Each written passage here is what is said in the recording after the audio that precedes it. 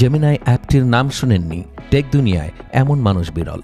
Gemini গুগলের AI বট, যেটি পাল্লা দিয়ে চলেছে চ্যাটজিপিটির সাথে।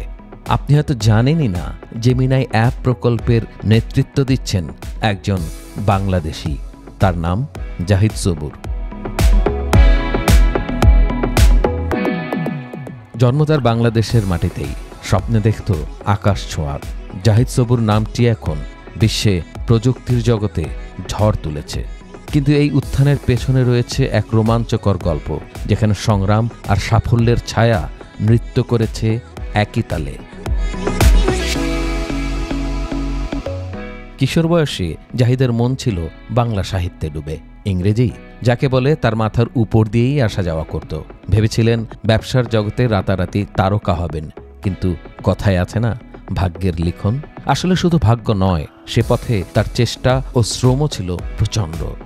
ব্যবসার স্বপ্ন ভেঙে গেল, পড়াশোনা রইল অপূর্ণ, তবু হাল ছাড়েননি তিনি। আমেরিকান ইন্টারন্যাশনাল ইউনিভার্সিটি থেকে পড়াশোনা শেষ করে আবেদন করলেন গুগলে। সৃষ্টিকর্তা তাকে নিরাশ করেননি। 2007 সালে পা রাখলেন টেক জায়ান্ট গুগলের দুনিয়ায় সফটওয়্যার ইঞ্জিনিয়ার হিসেবে। দিন গড়ালো, জাহিদের প্রতিভা আলো ছড়ালো। তিনি নেতৃত্ব দিলেন গুগল অ্যাসিস্ট্যান্ট স্মার্ট ডিসপ্লে প্রকল্পে। গুগলে প্রায় 1 লক্ষ ফুল টাইম কর্মীর মধ্যে মাত্র 250 জন প্রিন্সিপাল ইঞ্জিনিয়ার আছেন। এই তালিকায় তার নাম সবার আগে, আর বাংলাদেশি হিসেবে তিনিই একমাত্র। এখন তিনি গড়ছেন গুগল অ্যাসিস্ট্যান্টের নতুন যুগ। জাহিদের জীবন শুধু কোডিং আর প্রযুক্তির গল্প নয়। ব্যাডমিন্টনের কোর্টে তিনি খুঁজে পান প্রাণশক্তি, ফিটনেসে পান প্রেরণা। সোশ্যাল মিডিয়াতেও মাঝে মাঝেই সরব থাকেন। তরুণদের প্রতি তার বার্তা শর্টকাট নয়, কঠোর পরিশ্রমী পথ দেখায়।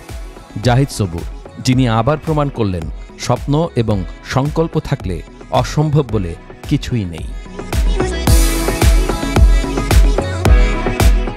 একবার ভাবুন, ডক্টর ইউনূস, আশিক চৌধুরী, হামজাদের মতো এই নক্ষত্রগুলো দেশকে এগিয়ে নিয়ে যাওয়ার কাজে যদি অংশ নেন, তাহলে আমাদের অর্থনীতিকে লোহার দড়ি দিয়ে বেঁধে রাখতে পারবেন।